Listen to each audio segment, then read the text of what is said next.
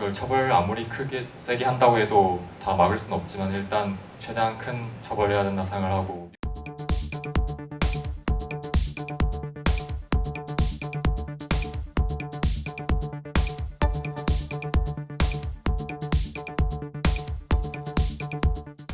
안녕하세요, 반갑습니다. 2024년 한국기원 이전 건립과 의정부시의 바둑 스포츠 도시 추진을 기념하는 2021 의정부 바둑 페스티벌 오신 여러분 환영합니다. 자, 지금부터는 토크쇼 바둑 미래를 그리다 신개념 바둑 토크쇼를 진행해 볼 텐데요. 오늘의 출연진을 영상으로 준비해봤습니다. 먼저 영상으로 확인해 보시죠. 역사상 가장 강한 시대 중심에 서 있다. 세계 랭킹 1위 신공지능 신진서 9단. 한국 바둑의 찬란한 미래를 위하여 한국 바둑 국가대표팀 코치 박정상 9단. 바둑 전문가이자 전문 방송인 프로기사 한혜원 3단. 원조 만능 엔터테이너 김학도. 바둑계의 미래를 진단한다. AI 전문가 송은영.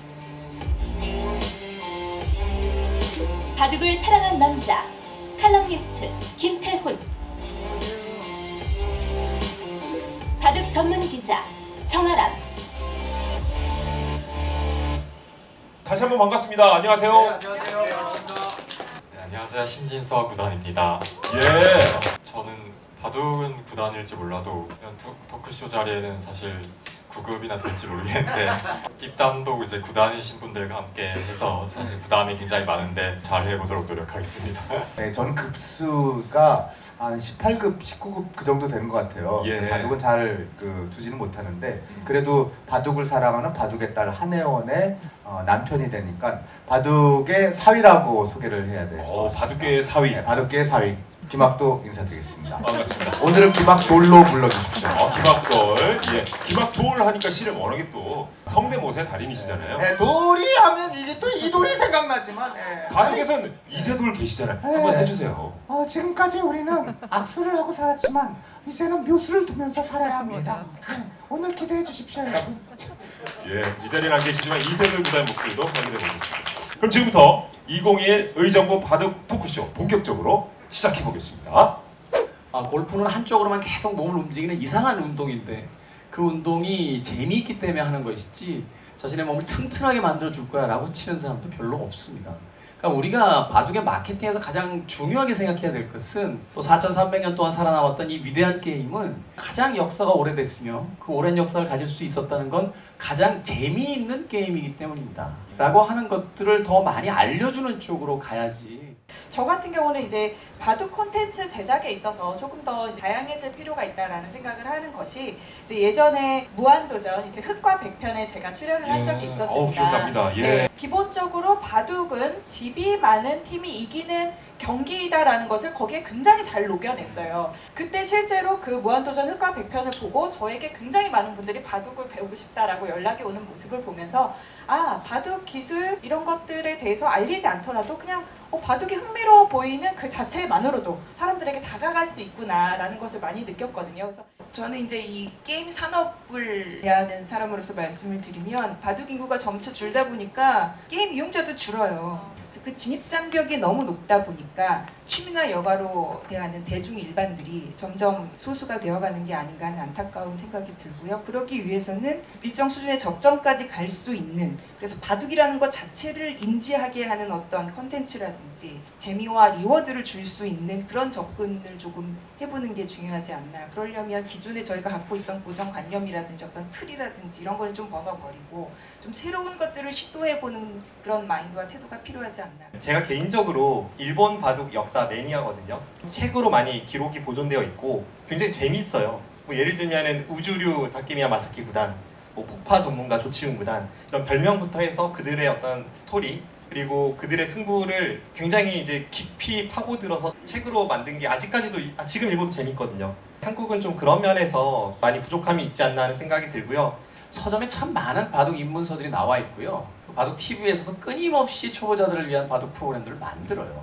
그런데 거기에 또 다른 프로그램을 만들어야 되는데 저는 그렇게 생각하지 않거든요. 배우는 건 본인들이 배울 거예요. 그러면 이게 얼마나 재미있는 이야기가 많은 게임이다를 알려주면 돼요.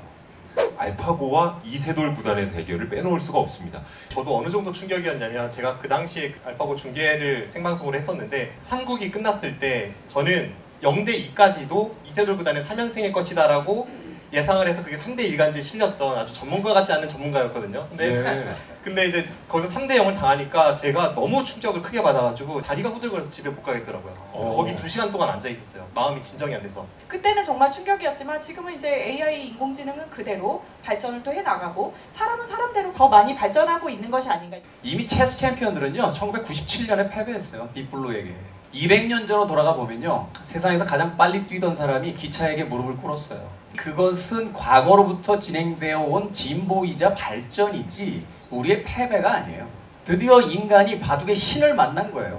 그래서 바둑의 신으로부터 직접 바둑에 대한 것을 배울 수 있는 시대가 펼쳐지기 시작했거든요.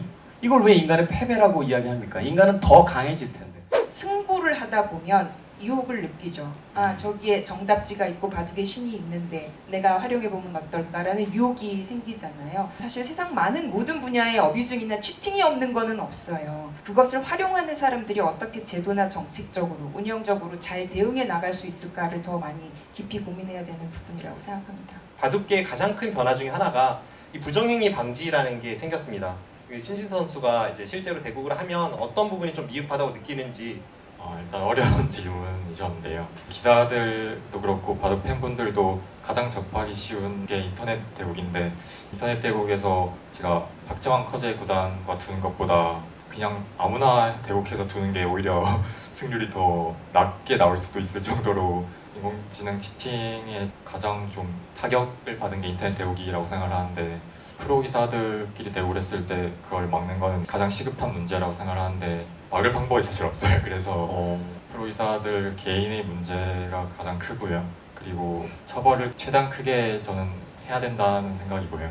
그걸 처벌 아무리 크게 세게 한다고 해도 다 막을 수는 없지만 일단 최대한 큰 처벌을 해야 된다 생각을 하고 이미 한두 번의 사례가 있으니까 정리를 해서 법이라고 해야 되나 만들었으면 좋겠고 최대한 나중에 기술 발전이 있었으면 좋겠어요. 아무래도 뭐 인공지능이 또 발전함에 있어서 그에 따른 부정행위도 함께 좀 막아낼 수 있는 방법이 필요하다는 생각을 해봤습니다.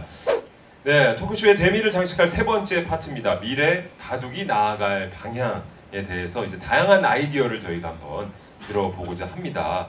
제 개인적으로 느낀 점은 결승전이라든지 그런 대국들은 엄청 좋은 호텔에서 대국을 한다든지 아니면 좋은 지역에서 관광지에서 대국을 한다든지 하면 왜 하와이나 이탈리아에서 대국 가고 싶다고 이야기 안 합니까? 네, 그러면 더 좋고요. 어쨌든 이제 한 번씩 가끔씩 그렇게 나가는 건 선수들도 좋고 보시는 팬분들 입장에서 기분 전환이 되지 않을까 싶고요. 그리고 인공지능 이제 해설할 때 빠질 수 없는 요소가 됐는데 그래프가 나오게 되잖아요. 인공지능은 이제 자기는 무조건 맞기 때문에 이제 자신의 수대로 두면 그냥 가만히 있고 다른 수를 두면 그거는 뭐 말도 안 돼 하면서 확 떨어지죠. 네, 완전히 프로들의 수를 깎아내리거든요. 그거는 해설자분들의 역량인 것 같아요. 이제 해설할 때 좋은 수를 두면 이게 그냥 인공지능 수가 아니라 굉장히 좋은 수라는 걸 좀 풀어서 잘 설명해 주셨으면 좋겠고요. 실수를 했을 때도 그냥 이거는 떨어졌으니까 실수다가 아니라 왜 실수인지 좀 재밌게 풀어서 해주시면 이제 미래에 대한 부분도 말씀 나눠봤습니다만은 마지막 소감도 한마디씩 좀 여쭤볼까 합니다.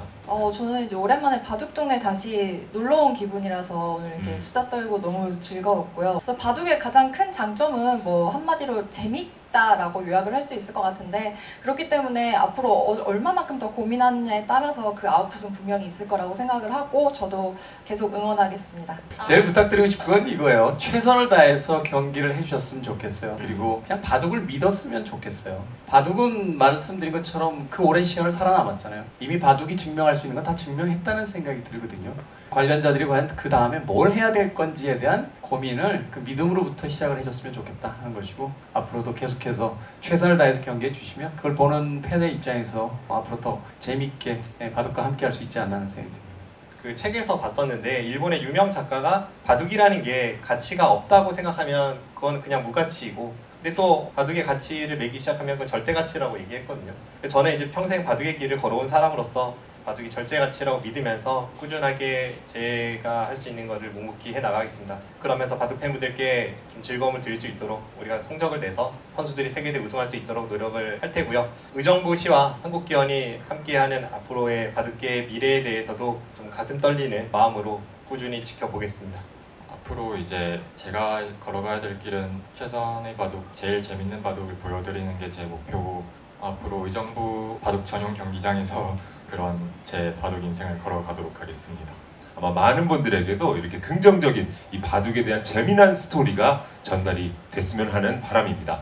저는 여기서 인사드리겠습니다. 함께 시청해주신 여러분 고맙습니다. 감사합니다. 네, 정말 고맙습니다. 한판 주시죠. 그래야 되겠어요, 정말. 예.